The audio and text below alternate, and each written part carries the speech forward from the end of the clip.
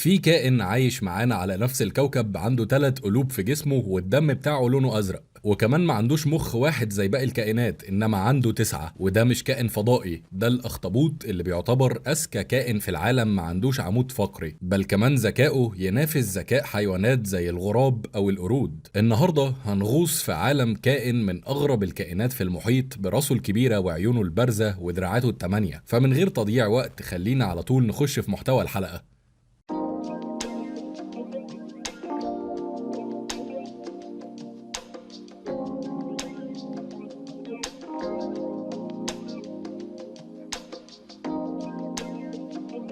تخيل كده لو كان ايدك ممكن تفكر وتقرر لوحدها انها تروح تجيب حاجة من الدرج من غير ما تستأذن المخ اللي في دماغك. الموضوع ده ممكن يبقى خيال بالنسبة لك انت، لكن بالنسبة للأخطبوط فده الواقع بتاعه. الأخطبوط عنده حوالي 500 مليون خلية عصبية في جسمه، وده يوازي عدد الخلايا العصبية اللي في مخ حيوان زي الكلب مثلا. المخ الرئيسي بتاع الأخطبوط على شكل دونت محشور حوالين المريء، وانا قلت المخ الرئيسي عشان ده مش هو اللي بيحكم لوحده. الأخطبوط عنده 8 أمخاخ تانيين، كل واحد منهم لدراع من الدراعات ال8 مستقل عن المخ الرئيسي، بشبكة عصبية بتتحكم في الدراع ده لوحده. وده اللي بيخلي الأخطبوط لما يلمس أي حاجة بدراعه يقدر يدوقها ويحس بيها، ويقرر لو الحاجة اللي لمسها دي عبارة عن أكل ولا خطر المفروض يهرب منه. والمهم بقى إن كل ده بيحصل في نفس الوقت اللي باقي الدراعات ممكن تكون بتعمل حاجات مختلفة خالص وبتفكر في مواضيع تانية. والدراعات عموما فيها تلتين عدد الخلايا العصبية اللي في جسم الأخطبوط كله، والمنظومة العصبية دي هي اللي ممكن تفسر ذكاء الأخطبوط اللي بيتفوق على كائنات تانية كتير. وفي تجارب كتير اتعملت على ذكاء الأخطبوط، منها قصة حقيقية حصلت في معمل كانوا بيلاقوا السمك فيه بيختفي كل يوم وما يعرفوش بيروح فين. وبعد ما العلماء ركبوا كاميرات في المعمل ده اكتشفوا ان الأخطبوط كان بيخرج من الحوض بتاعه ويروح لحد حوض السمك وياكل منهم اللي هو عايزه، وبعدين يرجع الحوض بتاعه ويقفل الغطا عشان يداري آثار الجريمة كأن مفيش حاجة حصلت. وفي قصة تانية عن أخطبوط هرب من متحف في نيوزيلندا من خلال ماسورة صرف بتودي على المحيط، والكلام ده كان بالليل والناس ما عرفتش اللي حصل غير الصبح لما لقوا الأخطبوط اختفى وفي آثار مية ماشية من الحوض بتاعه لحد الماسورة اللي هرب منها. وده بيحصل عشان الأخطبوط ما عندوش أي عظم في جسمه خالص، ويقدر يتطبق على نفسه ينضغط كده ويخرج من أي فتحة قدامه طالما هي أكبر من حجم المنقار بتاعه. وأيوه، الأخطبوط عنده منقار عامل شبه منقار البغبغان كده بالظبط، وده هو الجزء الوحيد الصلب في جسم الأخطبوط كله، وبيبقى المنقار ده هو المقياس لأضيق فتحة ممكن الأخطبوط يعدي منها. التنوع في الأحجام بين أنواع الأخطبوط مرعب وصعب تلاقيه في كائن تاني. فعندك مثلا أخطبوط اسمه وولفي، ده أصغر أخطبوط في العالم وطوله ما بيكملش 2 سنتي ونص ووزنه أقل من جرام واحد، يعني يقدر يقف مستريح على طرف صباعك ويبقى لسه في مساحة يجيب صحابه جنبه. وفي الناحية التانية بقى عندك أخطبوط المحيط الهادي العملاق، وده أخطبوط وزنه بيوصل ل70 كيلو وطول الدراع الواحد بس عنده ممكن يعدي ال5 متر مرتاح. وعبقرية الأخطبوط الحقيقية بقى ظهرت لما العلماء اكتشفوا إن ال9 عقول اللي عنده بيشتغلوا مع بعض في منظومة واحدة، بعد ما الناس كانت فاكرة إن كل دراع بيتصرف لوحده بدون أي رجوع للمخ الرئيسي. وده لما اتعملت تجربة سنة 2011 اتحط فيها الأخطبوط جوه متاهة شفافة فيها أكل في الآخر، وكان لازم الأخطبوط يخرج دراعه ويمشي في طريق بره المية عشان يعرف يوصل للأكل، بمعنى ان الدراع هنا مش هيقدر يستخدم الخواص بتاعته اللي قلنا عليها بتاعت الاحساس او التذوق. لكن اللي حصل ان الاخطبوط بص بعينه وحدد الطريق الصح في المتاهة وقدر يوجه الدراع بره المية للطريق الصح. وده اثبت ان المخ الرئيسي للاخطبوط هو القائد اللي بيتحكم في كل حاجة، والثمان تمخاخ التانيين هم جنود عنده بينفذوا اوامره. والذكاء مش مقتصر على فكرة حل المتاهات بس، لكن الاخطبوط كمان بيقدر يتعرف على وشوش البشر ويميز ملامحهم ويحبهم او يكرههم. وده اللي عرفناه لما كان في اخطبوط محطوط في حوض وكان بيكره موظفة معينة بالذات، كانت كل ما تعدي من قدام الحوض بتاعه يقوم باخخ عليها ميه كانه بيعبر انه مخنوق منها. وفي تجربه تانية اتعملت للدراسه دي بالذات، جابوا شخصين لابسين نفس اللبس بالظبط، واحد منهم بيدخل ياكل الاخطبوط بانتظام والتاني بيدخل بعصايه خشنه يفضل يخبطه ويضايقه بيها. وبعد فتره الاخطبوط فعلا بقى بيتعامل باحترام ولطف مع الشخص الاول، وبقى بيهرب او بيهاجم الشخص التاني اول ما يشوفه. وده اثبت ان الاخطبوط قادر يميز الوشوش حتى لو لابسين نفس اللبس، وقادر يكون رأي رأي في البشر كمان. وإذا كان الذكاء ده كله مش كفاية، فالأخطبوط هو الكائن اللافكاري الوحيد اللي يقدر يستخدم أدوات.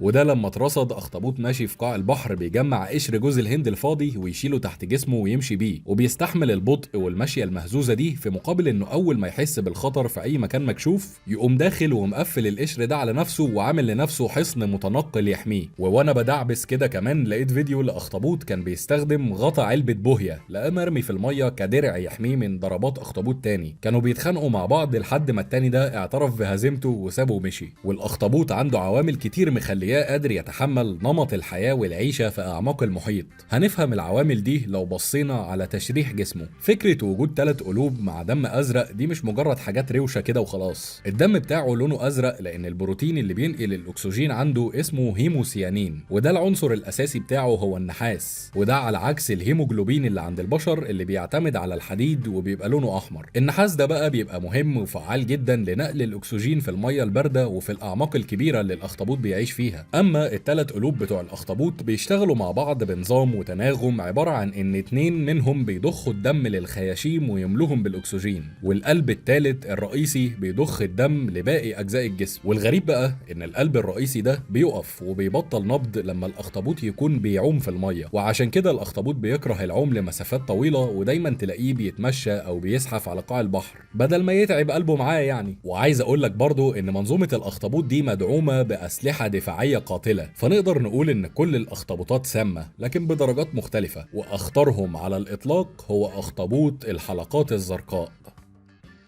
الأخطبوط ده حجمه قد حجم كف إيدك، لكن عنده قوة سم تقدر تقتل إنسان بالغ في كام دقيقة وملهوش أي علاج لحد دلوقتي. ولما الدنيا بتضيق بالأخطبوط بقى وبيبقى في موقف دفاع مزنوق وحلوله خلصت، فبيلجأ لأشهر خدعة ممكن تكون عارفها عنه، وهي إنه يبخ سحابة من الحبر الأسود ويطلع يجري. والحبر ده مش بس بيحجب الرؤية زي ما أنت فاكر، لكن ده في مادة كيميائية بتعطل حاسة الشم والتذوق تماما عند المفترس وبتلخبط له إدراكه. والحبر ده كمان بيبقى مركز وسام جدا لدرجة ان الاخطبوط نفسه لو ما هربش بسرعة من سحابة الحبر اللي بخها ممكن يموت مسموم بحبره هو شخصيا. وعلى فكرة حتى لو المفترس مسكه من دراعه وحاول يشده، فالاخطبوط قادر يقطع الدراع ده ويسيبه له ويهرب. وبيقدر الدراع ده انه يفضل عايش وبيتحرك لوحده كام ساعة لانه بيبقى فيه المخ الصغير بتاعه اللي لسه شغال، وبعد فترة بينمو للاخطبوط دراع جديد مكانه.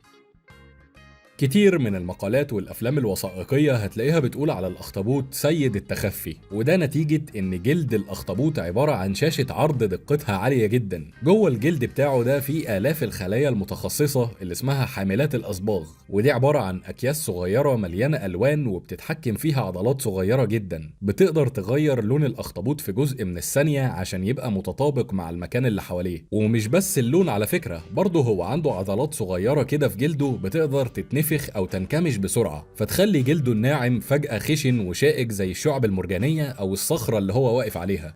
ودلوقتي عايز أعرفك على نوع اسمه الأخطبوط المحاكي. ده بقى ما اكتفاش بكل طرق التمويه والهروب دي، ده كمان خد الموضوع لليفل أعلى، وهو إنه بيتنكر في شخصية حيوانات بحرية تانية المفترس اللي عايز ياكله بيخاف منها، فبيقعد يلوي جسمه ودراعاته ويغير طريقة حركته عشان يبقى شبه سمكة معينة أو تعبان البحر مثلا، أو عادي بقى مش فارقة معاه، المهم إنه يتشكل في شكل كائن يكون العدو اللي بيهاجمه بيخاف منه.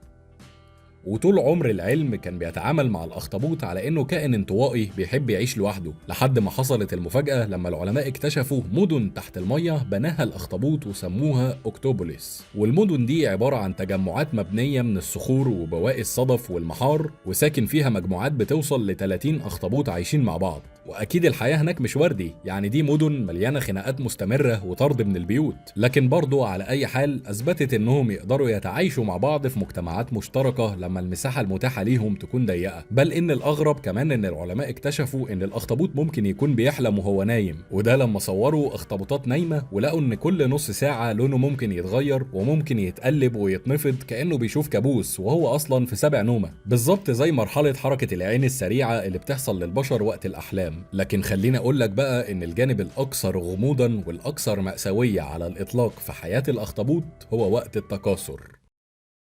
لأن التكاثر بيبقى حرفيا رحلة انتحارية بالنسبة للأخطبوط. الذكر بيبقى عنده دراع من بتوعه متعدل وأطول شوية، بيكون فيه في آخره حتة زيادة على شكل معلقة كده أو حتى على شكل حقنة، وده بيبقى مكان خروج الحيوانات المنوية بتاعته. الذكر بقى يا سيدي بيقطع الدراع ده ويسيبه بالكامل جوه الأنثى وياخد بعضه ويطلع يجري، والهروب ده لسبب وجيه جدا، عشان الأنثى في أوقات كتير بتميل إن هي تاكل لحم الذكر بعد ما يخلصوا عملية التزاوج.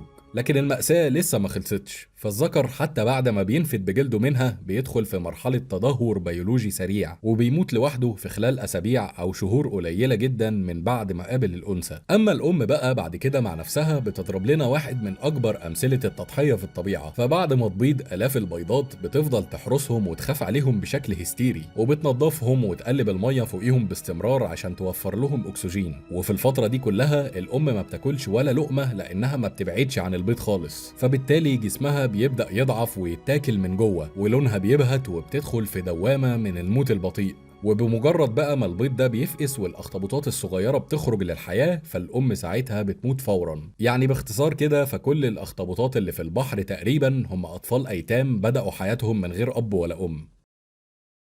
الأخطبوط مش مجرد كائن غريب بنشوفه في الوثائقيات وخلاص، لكن ده كائن تاريخي عايش على الأرض من ملايين السنين قبل الديناصورات بكتير، وبيعبر عن نموذج غريب فعلا للوعي والذكاء يخليك تعيد التفكير في طبيعة الكائنات اللي بتشاركنا الحياة على الأرض.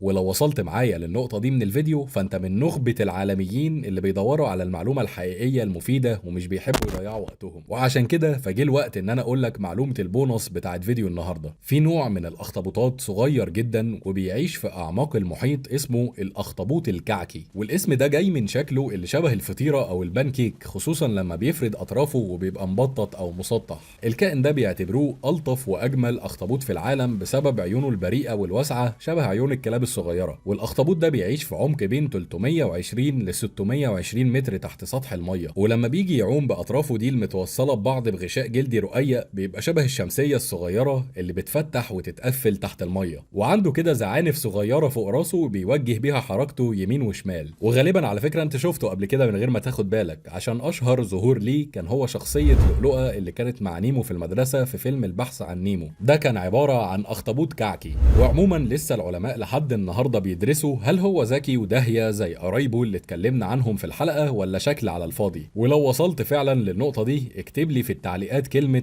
الاخطبوط الكعكي عشان اعرف انك سمعت فعلا معلومة البونص. وبس كده خلاص، دلوقتي اقدر اقول ان كل الكلام اللي كان عندي للفيديو ده خلص. بتمنى بجد ان الفيديو يكون عجبكم، ولو عجبك هستنى منك ترشيحات في الكومنتات للحيوانات اللي عايزنا نتكلم عنها في الفيديوهات اللي جاية. وما تنساش تعرفني بقى ان الفيديو عجبك من خلال انك تدوس لايك وتنزل تشترك في القناة من تحت الفيديو لو ما كنتش مشترك قبل كده. وخلينا اطلب طلب بسيط اخير قبل ما الفيديو يخلص، لو كنت اول مرة تشوفني فخش خد لك لفة كده في بقية الفيديوهات اللي موجودة على القناة وان شاء الله هتعجبك. وبس كده، سلام.